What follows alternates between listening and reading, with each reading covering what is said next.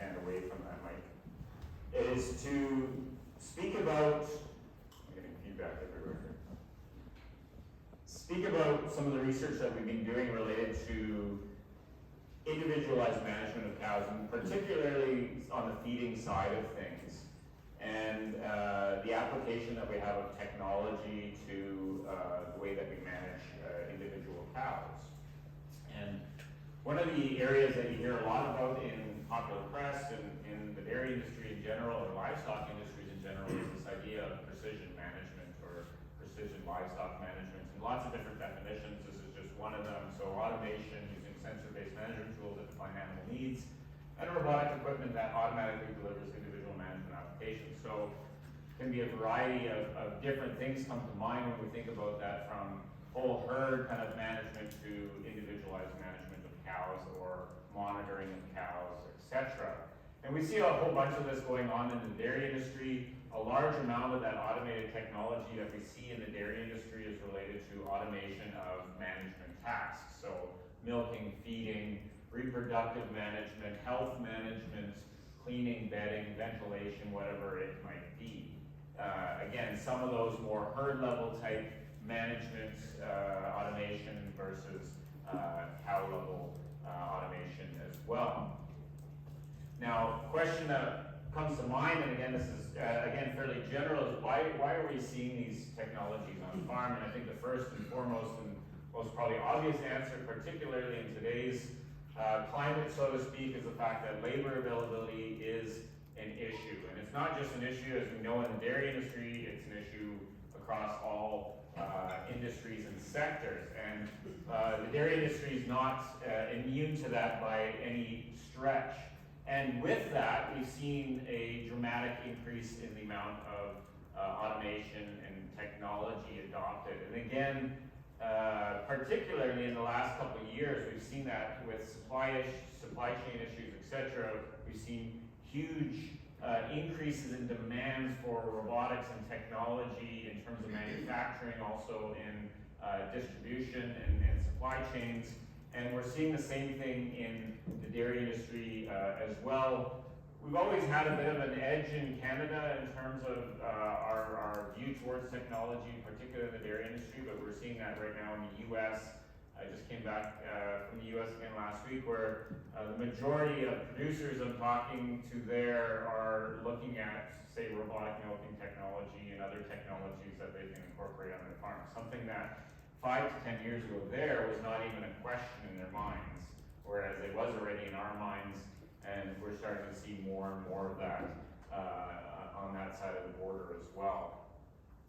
So part of that technology adaptation is related to labor, and I think we're all well aware of that and can appreciate that. But the nice thing about technology is that it can also do other things and improve our accuracy and precision of those various management tasks, including those at the individual level. And we know that, again, we've got lots of good examples of that. If we can do things more consistently day in, day out for our animals, that's going to pay dividends, and that pays dividends for the animals, and that also pays potential dividends for those taking care of those animals as well. And so we see a lot, again, of good examples of that in the industry going on today.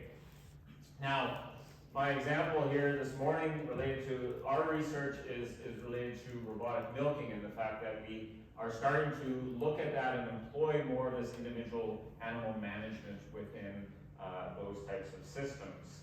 And again, robotic milking, as we probably all are aware, we have high adoption, particularly in our Canadian industry.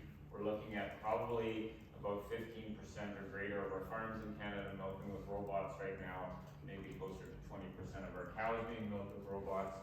Part of that, again, is labor related, but then we also have potential opportunities from an individual cow standpoint. From a milking standpoint, even down to the quarter, we're able to milk that cow down to her quarter level a lot better. And we also have potential to manage the feeding of individual cows. And that's where a lot of our research has been focused on, again, not only at a herd level, looking at how do we optimize that, but thinking about those individual animals and how we can manage their nutrition better at that individual level.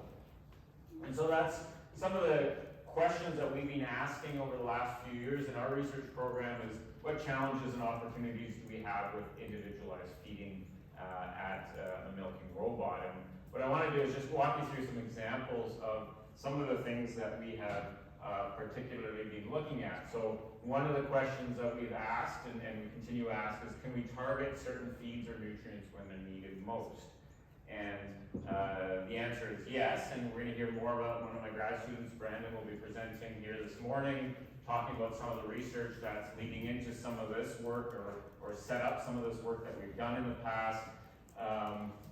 We've looked at this in previous studies. This was a study that we published a few years ago already, looking at individualized supplementation of early lactation cows and robots with a molasses-based liquid feed. And just an example of how we could target, in this case, the provision of nutrients to cows at a certain point of lactation when we're needed most. And we had identified a need based in previous research that this is particularly a challenge in some of our robot herds.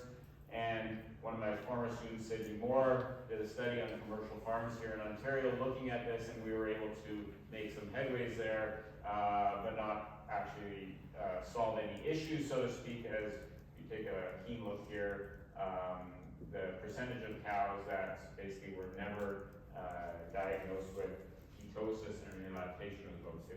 So that means over 50% of our cows were being diagnosed with ketosis at that time. Which suggests that we have an issue that still needs to be dealt with, and my student Brandon is going to be talking about that a little bit more here later this morning. Another question that we've been asking or trying to look at is, are we able to accurately and precisely meet the needs of individual cows across lactation, particularly again in these robotic milking scenarios? And I like to share this graph with you, and if you've seen me present on this topic, you might have seen me present this graph before, but this graph actually comes from our research station robot. And so this is from Allura. This is data that we pulled from about 6 months of data on our robot from about 2 years ago time period. And each of these black individual dots represents an individual cow at various stages of lactation. And on the y-axis here, we have the amount of robot pellets that was offered to those individual cows across 300 plus days in milk. And so what you see here is a whole bunch of variation here, and it kind of follows a little bit like a lactation curve. And so if you take a look at this, you might think, okay, yeah, we have some opportunity here to potentially meet the needs of individual cows based on maybe stage of lactation, their individual production needs, etc. So, question that we have is, are the cows actually receiving the amount they're supposed to, though? And when we talk about accuracy and precision, it's hitting a target, and it's hitting a target consistently, right? That's your accuracy is hitting a target. Your precision is whether or not you hit that in the same spot. And so the first question is, are they accurately actually getting what they're supposed to be getting? And I'll go back to this graph, because what's interesting about this, and this is not recommended from a feeding practice in robots, but at the time this was going on, the cows were actually all on a fixed feeding level. And so these cows were all supposed to be getting 6 kilograms per day up to 120 days of milk, and past 120 days of milk, they were actually dropped down to 4 kilograms per day of concentrate in the robot. And again, this is not what we recommend from a feeding practice, but this is a great learning opportunity from our perspective, because it tells me that these cows, even though they're supposed to be getting a certain amount, we're not getting that amount. And so the question is, so where does some of this variation come from? These cows are all supposed to be getting 6 kilos. 50% of these cows or more are not even getting close to that. So what is contributing to that discrepancy in terms of what those cows are getting relative to what they're supposed to be getting?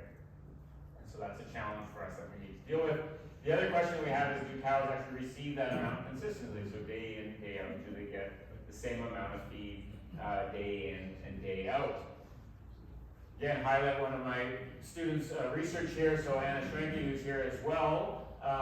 Anna did a study a few years ago looking at how changing different amounts of feed in the robot changes the behavior of the cows at the milking robot, how much feed they consume in general.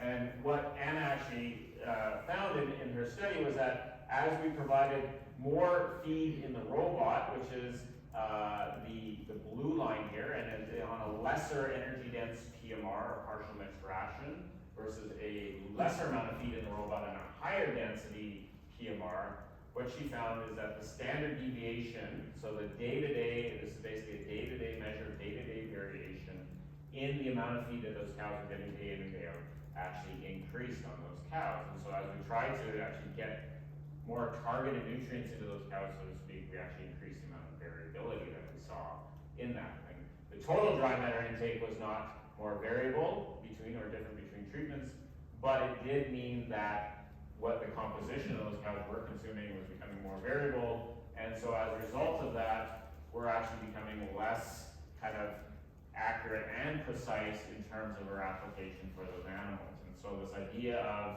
precision and trying to target in on the individual animal's needs and the opportunity to do that can actually become more difficult in some of these scenarios. And so what we need to understand then is what are the factors that are contributing to some of that variation that we're seeing and that variability in terms of cow response in these situations.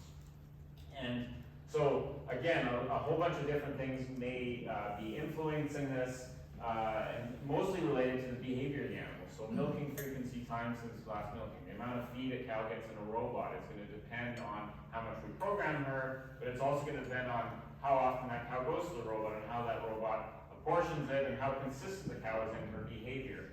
If the cow is very consistent, the robot's going to be able to track that and be able to allocate every day how much she's supposed to get. If she's not consistent in her behavior, that's not going to be as easily done. How much time the cow spends there, how fast she eats feed, all of these things can influence how much she consumes there. And then related to these things, and probably what we've been spending a lot of time on in our research recently, is looking at how just individual animals vary. A lot of times we do studies, we increase the amount of animals we include in studies because we want to regress to a mean, right? But the reality is there's often a lot of between animal variation, and a lot of that comes back to between animal variability in their behavior and behavioral profiles. And so one of the questions we've been trying to answer is whether or not that behavioral profile actually influences say the responsiveness of those cows in a robotic milking scenario, and can we actually take advantage of some of that information. And so we've been doing research over the last few years looking at behavioral profiling of cows, or identifying personality traits, which are basically individual consistent behavioral traits that we see in dairy cows. And one of the ways that we do that is subject them to an open field test, where we might subject cows to a novel arena to see how they, say, interact with an unknown or lesser known space, and then we basically track their behavior. We'll put a novel object and see again if they interact with that. Are they scared of it? Do they walk away? And then we put a novel person in there, and I think I have a couple of videos here, so you see this cow here, she's not very scared of that pink tub there, and look at how she interacts with that. And then we'll put a person into the pen that the cows don't know or are unaware of, and then see how that cow reacts to that novel person. And in this case here too, this cow is not very afraid of Robert here, who's taking it like a champ, so to speak. So, and then based on the behavior that we observe in these different situations, we can actually classify their behavior. Are these cows more curious? Are they more active? Are they more shy? Are they more bold, explorative? All these different things. A little bit subjective, but based on the, in terms of the description of those, but based on the actual behavioral kind of patterns that we see in these animals. And what's interesting is that those behavioral traits then start to correlate with some of these things that we're seeing. And so in this case here, one of Anna's studies, again, what she found was that cows who are more fearful, so on a scale here, and you don't have to understand the stats, but we have basically a scale of fearfulness that we could put those cows on, going from less fearful to more fearful. What she found is that that correlated with kind of our feeding approach in the robot. So on a low level of feeding, there was no association. So all the cows ate the same amount of feed at the robot. Whereas when we targeted a higher level of feed at the robot, 6 kilograms per day, we actually see this negative correlation. So the more fearful animals were less likely to achieve the higher level of feed at the robot, likely related to the behavioral patterns of those cows, probably less likely to go to the robot and do the things that they're supposed to be doing there. And so we've been continuing to look at this and trying to figure out how some of these behaviors actually influence robot usage, the adaptability of cows to the robot, and I did another study a couple of years ago just looking at some mid-lactation cows who had never been on the robot before, and again, putting them on the robot, training them and seeing again how their behavioral profile corresponded to their behavior there as well as some production outcomes. So in the case here, just an example, I pulled one example from that. So in this case, more active cows, and you might think, okay, active cows might be a good thing. What she actually found is that they actually had less milk during the training period, more teat-cup kickoffs during that training period, particularly on a higher feed allocation treatment.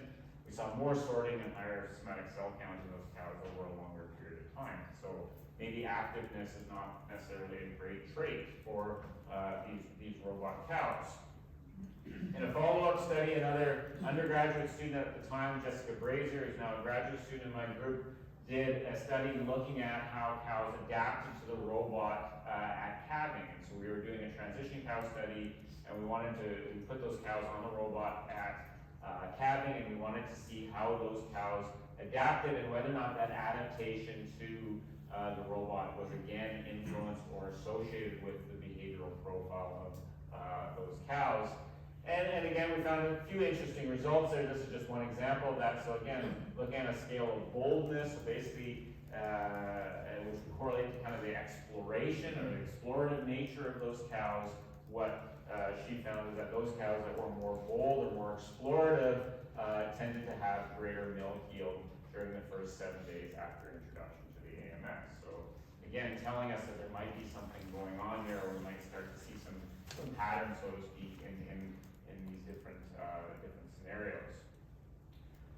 One of the questions you might think, well, this is all fine and dandy, this is great information, but what do we do with this and why is this important? Well, again, probably from our perspective, one of the questions that we want to answer and we want to look at more going forward is, where do these traits actually come from?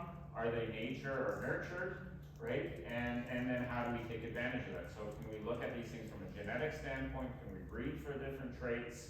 And then can we influence these traits from a nurture standpoint as well? And the reality is, we know that from behavior in animals that both those things are possible. We can do so through the raising of those animals, but we can also do through genetics. And again, we just started to scratch the surface on some of this, and this is just, again, some very new data that comes out from a former master's student of mine, Sabina Shakur, who was interested in looking at whether or not the behavioral profile of calves, heifer calves, actually correlated to the behavioral profile of their moms.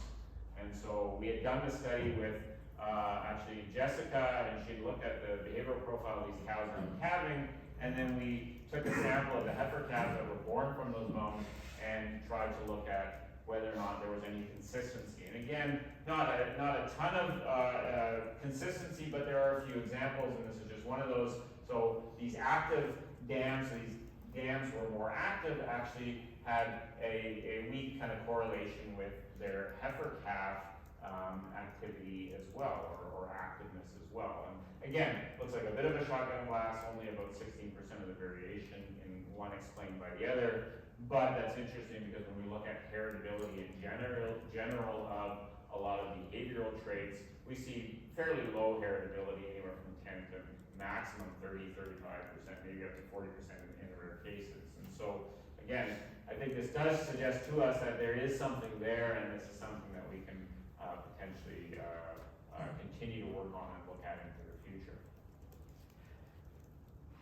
Last couple minutes I just have here, I just wanted to highlight, as we move forward with some of this research, we're going to continue to work in this area, and it's just a kind of a few snippets of things that we have been working on. One of the areas that we want to continue to work on, particularly related to the individualization of feeding and management in robot scenarios, is how do we integrate other technology into that as well. And again, we have lots of technology in the dairy industry, sensors that have been developed largely initially for reproductive purposes. Those have been adapted to health management And we have lots of good examples. I could have spent a whole presentation talking about that from research we've done at the University of Guelph, both on the repro side. Stephen's group has been done a lot of that. We've done a lot of work looking at health management and detection of disease, and we've talked more about that. But the question is, can we also use some of this information to integrate with, say, our feeding systems and our robots to actually do better jobs in predicting individual animal needs, right? When we know we can do that from, like I said, the health perspective, can we also do it from a nutritional standpoint?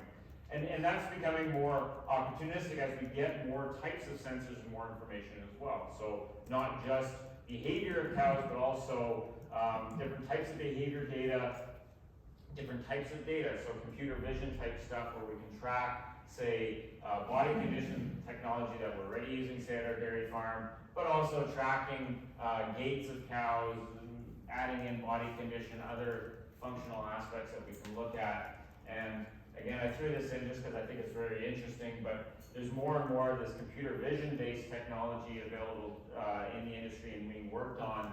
And the idea is that if we can just do a better job in terms of tracking, say, individual cows and their behaviors, we can actually link up some of that behavior a lot better with things like our nutritional program. So we know exactly how much time individual cows are eating and when they're eating and where they're eating and where they're lying down, what they're doing with their day, and trying to do a better job from that perspective. So I thought I'd leave you with that.